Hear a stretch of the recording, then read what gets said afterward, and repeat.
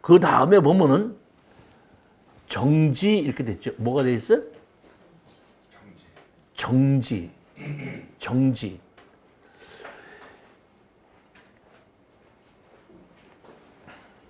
대부분 정지가 언제쯤 되냐면 이런 경우가 있습니다. 농지 취득 자격증명서를 발급받아서 제출해라. 이게 농지인 경우가 그런 경우가 많이 있는데 제가 농지 취득 자격증명서를 신청을 했더니 면업 동사무소 담당자가 농지증을 안 해줄 수도 있겠죠. 그럴 때 내가 보기엔 해줘야 되는데 안 해주거든요. 그러면은 잠깐 제가 이 경매를 잠시 정지시키고 내가 이 행정소송을 해서 농지 취득 자격증명서 어떤다? 발급받아들겠다. 즉 소송을 하겠다. 그러면 그 소송이 끝날 때까지 이 경매를 어떤다? 정지시키고 기다리는 겁니다. 그러니까 판사님이 농지증 해줘라 그러면 농지증 해주는 걸로 그대로 가는 거고 농지증 안 해주는 게 맞다고 판결을 내리면 농지증 안 하는 걸로 진행되는 겁니다. 그러니까 정지, 소송을 해서 문제가 있기 때문에 판결이 날 때까지 어떻게 한다? 기다린다. 이런 뜻입니다. 요거 그 다음에 뭐가 있죠? 기각 이런 것이 있습니다. 기각. 경매 자체가 받아들여서 진행을 시키다 보다 보니까 잘못됐다 이런 얘기입니다. 그러니까 이건 경매 지체가 돼서 기각시키면은 경매 진행이 이게 안 되고 끝난다는 얘기입니다. 채권 채무경의 경매 시작 자체가 잘못된다는 얘기입니다. 그 다음에 뭐가 있죠? 항고가 있죠. 뭐죠? 항고. 항고. 제가 아까 정지했을 때 소송을 한다 그랬죠. 소송을 했는데 어떻게 한다? 판결이 났지 않습니까? 판결이 났는데 아유, 농지증을 안 해주는 게 맞다. 아니지 않습니까? 이게 해줘야지 맞습니다. 하고 다시 어떤다? 이의 제기할 수도 있죠.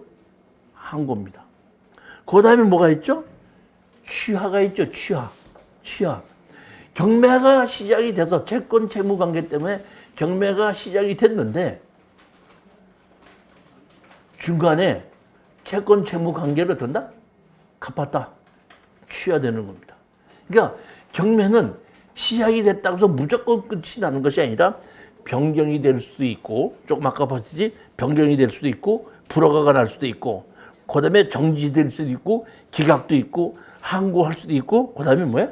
취하도 될 수 있고 여러 가지가 경매 진행이 이렇게 된다. 그런 얘기입니다. 그 다음에 14페이지 보시겠습니다. 14페이지. 제가 아까도 잠깐 말씀드렸죠. 이 특수경매에서는 낙찰자가 법원에다 내는 돈 말고 또다시 해결해야 될 문제가 있는 것을 우리가 특수경매라고 얘기하는데 이것은 실전 사례를 가지고 제가 설명한다 그랬죠. 이 실전 사례 하나를 보시겠습니다. 여기 보면 필지가 5필지입니다. 이렇게 5필지죠? 5필지인데 지분으로 경매가 나온 겁니다. 그런데 여기 보시게끔 되면 청구가 얼마로 돼 있죠? 청구 금액이 얼마죠? 700만 원이죠. 네. 700만 원인데 여기 보면 그 우리 교재를 사실 자세히 보시게끔 되면은 필지가 5필지고 거기에 집도 있고 거기서 어떤 분이 그 무슨 카페 같은 장사도 하고 있어요. 그러니까 제가 보기에는 어느 그 상속을 받았는데 상속받은 어느 누구가 그 필지 5필지를 전부 다 만들어서 장독도 놓고 가게도 만들고 뭐도 만들어 놓고 어떻게 한다? 장사를 하고 있는데 자기가 같이 형제 중에 한 명이 빚을 지다 보니까 700만 원에 대해서 경매가 들어온 거거든요. 그러면 자 보십시오. 사장님이 어떤 부동산을 돈을 주고 사셨죠. 샀죠. 그러면 부동산을 돈을 주고 샀다는 얘기는 돈을 주고 얻은 대가가 무엇입니까? 돈을 주고 얻은 대가. 뭘 얻었습니까? 부동산을 사서 뭘 산 거예요? 뭐? 사용의 가치. 그렇죠. 사용의 가치인데 부동산의 주인은 돈을 주고 샀을 때는 크게 두 가지 고난이 있습니다. 두 가지 고난인데 반드시 여기 잊어먹지 마십시오. 특수 경매를 입문을 하기 위해서는 내가 부동산을 샀을 때 두 가지 고난이 나한테다가 온다는 것을 알아야 되는데 제일 첫 번째 무슨 고난? 사용의 고난. 두 번째는 또 하면 처분의 고난. 사장님 부동산 사셨는데 언제든지 팔으려고 내놓을 수도 있죠. 그다음에 사장님 부동산 샀으니까 언제든지 그 부동산을 어떤다? 사용할 수 있는 권한이 있죠. 다시 말하면 부동산의 주인은 돈을 주고 부동산을 샀을 때는 무엇을 샀냐면은 사용의 권한과 처분의 권한을 산 겁니다. 이게 잊어먹지 마십시오. 부동산을 샀다는 얘기는 뭘 샀다고요? 사용의 권한과 처분의 권한을 샀습니다. 그런데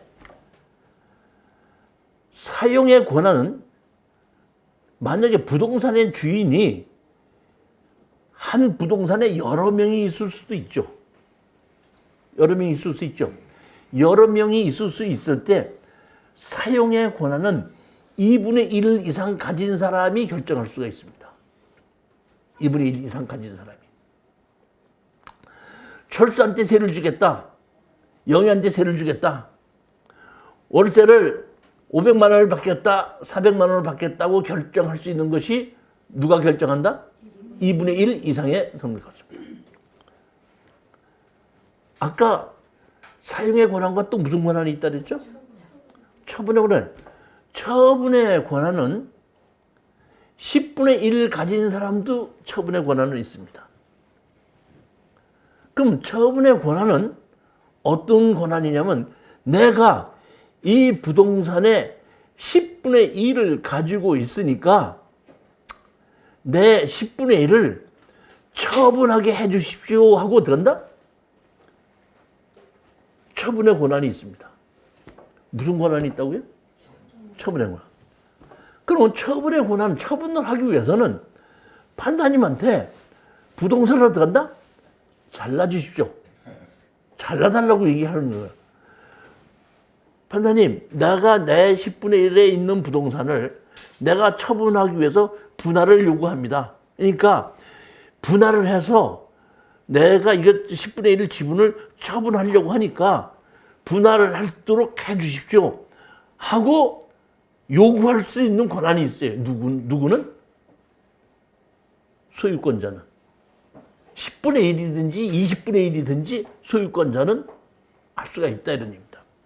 그러면 판사님한테다가 내가 소유하고 있는 걸 처분할 수 있게끔 나한테 잘라주십시오 그러면은 판사님이 지분권자를 다 불러서 현물을 분할을 하는 것이 원칙입니다. 요렇게 잘라라 하는 것이 원칙인데 도저히 자를 수 없는 부동산이 있을 수 있죠. 안방 가져요, 건너방 가져요. 마당 가져요, 대문 가져요.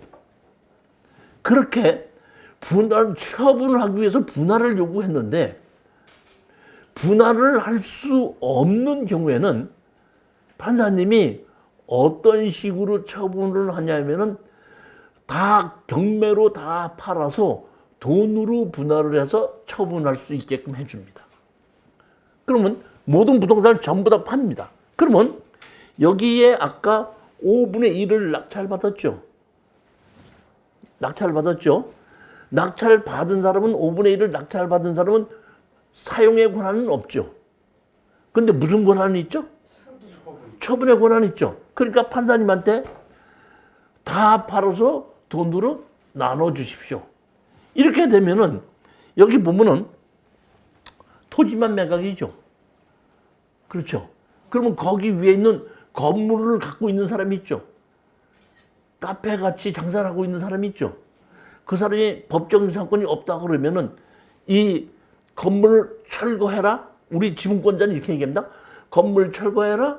그 다음에 땅을 다 팔아서 나눠 갖자 하게끔 되면 건물 주인이 피해를 볼 수도 있겠죠. 그러다 보니까 할 수 없이 이 건물 주인이 이것이 뭐 7천만 원 뭐 이러면은 갚을 수가 없는데 아까 700만 원이었죠.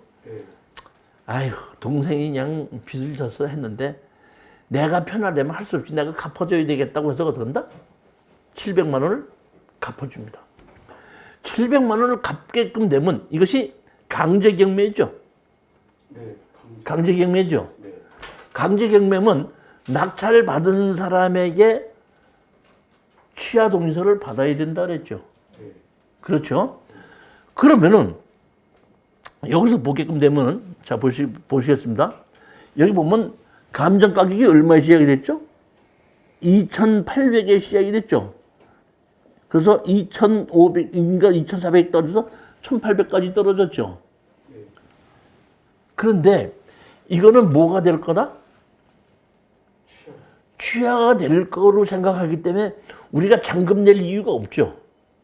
네. 그렇죠? 그러다 보니까 저희 수강생이 감정가대로 써서 낙찰받은 겁니다. 이 여러 명이 들어왔습니다, 이거. 5명이 들어왔습니다. 5명이 들어왔는데 낮게 쓰나 높게 쓰나 마찬가지죠. 어차피 잔금 안 낼 거 아닙니까? 3억으로 낙찰 받아도 잔금 안 낼 거 아닙니까? 무슨 얘기 가셨어요?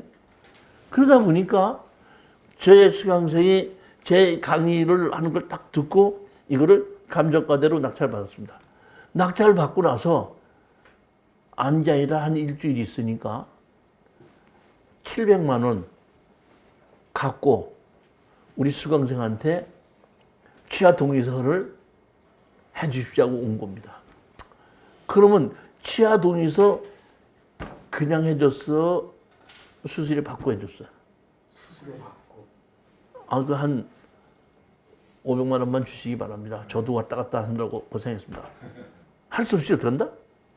받고 참 거죠. 그러니까 잔금 내지 않고도 낙찰만 받을 때 우리가 뭐 입찰 보증금 280만 원, 200 얼마 냈, 100 얼마 냈죠. 100 얼마 내고 일단 500 정도 생기고 찾아오는 겁니다. 이것이 특수경매의 시작입니다. 교수님, 높은 가격에 질렀는데 저쪽에서 배째라 그러는 건 어떻게 돼요? 그렇기 때문에 그 부동산을 정확하게 보고 그럼 우리가 봤을 때에 다 팔아서 나눠 갖자고 했을 때에 그랬을 때도 내가 처리를 할 수 있겠다는 생각이 있을 때는 높게 좀 써도 되고 다 팔아서 나눠 갖자고 했을 때에 좀 경매가 한두 번 떨어져야지 된다. 그래야지 낙찰을 받겠다 했을 때는 이렇게 무리하게 쓰는 것이 아닙니다. 우리 지금 수강생 중에서도 보면 그런 판단을 잘못해가지고 한 것이 있는데 엊그저께 우리 수강생 한 분이 제가 수원인가에 있는 이렇게 집 잘려진 거 2층 그거 이제 400얼마짜리 나온 곳이 있는데 그거를 이제 취하가 될 걸로 생각하고서 이제 했는데 그분이 이제 감정가 이상으로 질렀거든요. 보면은 저하고 똑같이 마찬가지인데 저는 내가 그분 어저께 만났을 때 그거는 감정가 이상으로 지르는 것이다. 만약의 경우에 400 얼마밖에 안 됐지만은 취하가 안 된다 그러면 다 팔아서 나눠 갖자고 했을 때 감정가만큼 못 건질 수도 있는 것이다. 그러니까 이 감정가 그러니까 다 팔아서 나눠 갖자고 할 때 감정가만큼은 벌 수 있을 때 그렇게 하는 겁니다. 혹시라도 안 될 수가 있는 거니까. 지금 보면은 그거 말고도 뭐 400, 500짜리가 먼저 번에도 나온 게 있는데 반드시 난 취하 될 줄 알았거든요. 부천에 있는 거 취하가 안 되더라고요. 그러니까 그럴 수도 있다 이런 얘기입니다. 그러니까 그럴 걸 생각해서 현장을 가서 뭐 여기는 땅과 건물이 있고 이 장사를 하고 있고 이렇기 때문에 이거는 건물 주인이 그거를 막지 않으면 안 되게끔 현황이 딱 돼 있기 때문에 그럴 때는 어떤다? 이렇게 감정가대로 질러서 낙찰을 받아도 된다 이런 얘기입니다. 그런 판단을 정확하게 할 수 있어야 되는데 제가 지금 내일 그 10시에 우리 현장 답사 출발할 때 제가 저기 뭐 9개를 골라놓은 거 아닙니까? 그때 이럴 때는 이렇게 가는 거고 이럴 때는 이렇게 가는 거고 이 가격이 얼마를 정한다는 것이 그 현장 답사를 내일 버스 타고 갈 때 9개를 가지고 정확하게 설명해 드립니다. 물건을 보고 이렇게 나왔어도 아 이건 저 감정가대로 질러도 혹시라도 취해가 안 된다라도 내 수익이 생길 수 있다. 이런 것이 있고 아 이거는 감정가대로다가 혹시 취해가 안 될 경우에는 내가 좀 투자금을 건질 수 없으니까 얼마 이상 낙찰을 받으면 입찰 가격을 쓰면 안 된다. 이런 것도 현장 답사를 가서 보고 판단할 줄 알아야 된다는 얘기입니다. 제가 내일 같이 저하고 같이 현장 답사 가는 것은 뭐냐면은 이거예요. 현장 답사를 가서 물건을 봤을 때 물건이 좋으냐 나쁘냐를 판단하는 것이 아니라 내가 이거를 낙찰을 받았을 때 누구한테 얼마에 어떻게 팔 수 있겠는가를 보러 가는 거예요. 그러니까 누구한테 얼마에 어떻게 팔을 수 있는가를 알게끔 되면은 그러면은 얼마에 사면 얼마가 남는다는 것이 나오는 겁니다. 가끔 가다가 제가 추천 물건을 골라주게끔 되면은 교수님 이거 얼마에 입찰 들어가야 됩니까? 하고 가격을 저한테 물어보신 분이 있는데 그분은 본인이 가격을 고를 줄 모르면 입찰에 들어가지 말고 좀 더 공부를 해야 됩니다. 제 특수 경매에서 강의는 본인이 얼마에 팔을 수 있기 때문에 얼마에 입찰에 들어가야 된다는 것을 본인이 스스로 판단할 수 있는 걸 그거를 제가 지금 가르쳐 주는 거거든요. 물건이 좋은 물건이든지 나쁜 물건이든 관계 없다 이런 얘기. 예를 들어서 사장님 어떤 집이요. 사장님이 사시려고 하는 집 바로 옆에 산소가 5개 있어. 그러니까 마당에서 보면 뭐가 보여? 산소가 보여. 사야 돼 안 사야 돼? 살 거야 안 살 거야? 아니 다시 말하면 돈이 된다면 사는 겁니다. 예를 들어서 그것이 산소가 없었다 그러면 얼마짜리야? 1억짜리야.